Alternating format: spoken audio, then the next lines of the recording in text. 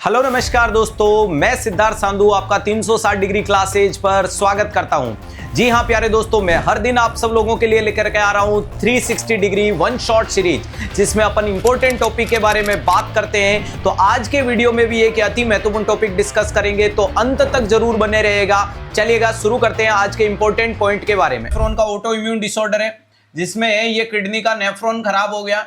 और ध्यान रखिएगा कि आपके किडनी का नेफ्रॉन खराब हो गया। वैसे आपको पता है कि आपकी पीसीटी में सेलेक्टिव रीअब्जॉर्प्शन होता है।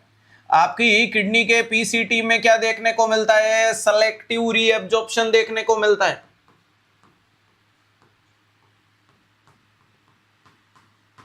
आपके किडनी के पीसीटी में सेलेक्टिव रीअब्जॉर्प्शन होता है।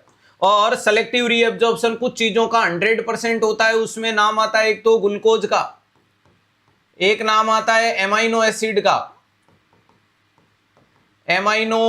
का, और तीसरे नंबर पे नाम आता है किसका? विटामिन का।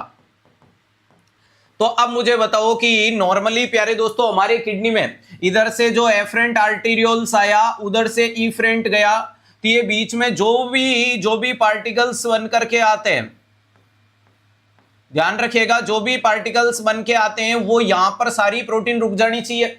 लेकिन आपके नेफ्रॉन खराब हो जाने के कारण, आपके नेफ्रॉन डैमेज हो जाने के कारण यहां पर प्रोटीन नहीं रुकती है और ये प्रोटीन यूरिन में निकल जाती है, जिसको अपन पहला क्लासिकल फीचर्स कहते हैं प्रोटीन यूरिया। जिसको क्या कहते हो? Protein urea.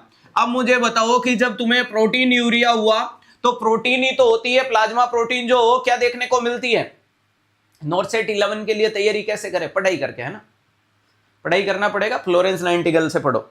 ध्यान रखिएगा, प्रोटीन यूरिया हुआ तो प्रोटीन एमाइनो एसिड होती है। ध्यान रखिएगा, प्लाज्मा प्रोटीन एमाइनो एसिड में एल्बुमिन होता है, जो ऑन्कोटिक प्रेशर मेंटेन करता है। जब इसकी कमी आ गई तो आप में एल्बुमिन की कमी आ गई तो उसको आप लोग क्या बोलोगे? हाइपो एल्बुमिनीमिया। हाइपो एल्बुमिनीमिया देखने को मिलता है, यानी ब्लड में एल्बुमिन की कमी आई। और ब्लड में एल्बुमिन की कमी आई तो प्यारे दोस्तों तीसरे नंबर पे आपको क्या देखने को मिलेगी? अरे ध्यान रखिएगा, ब्लड में एल्बुमिन की कमी देखने को मिली, उसके कारण क्या देखने को मिलता है? तो सर शरीर में एडिमा होगा। शरीर में क्या देखने को मिलता है? एडिमा होगा या नहीं होगा? अब आपके बॉडी में एल्बुमिन की प्रोटीन की कमी आई, एडिमा हुआ, तो आप बार बार लीवर को स्टिमुलेशन दे रहे हो कि प्लाज्मा प्रोटीन बना, भेज। लीवर के पास प्लाज्मा प्रोटीन था नहीं, इसलिए लीवर ने क्या भेज दिया आपके लिए? ध्यान रखिएगा, अरे लीवर के पास कुछ स्पेसिफिक था नहीं तो उसने लिपिड भेज दिया और यहां करवा दिया हाइपरलिपिडीमिया। ध्यान रखिएगा, कुछ स्पेसिफिक था नहीं तो उसने क्या करवा दिया? हाइपरलिपिडीमिया देखने को मिल गया। तो ये चार आपके सामने गोल्डन स्टैंडर्ड मार्कर देखने को मिलते हैं नेफ्रोटिक सिंड्रोम में। पहला नाम है प्रोटीन यूरिया, हाइपोएल्बुमिनीमिया, एडिमा, हाइपरलिपिडीमिया।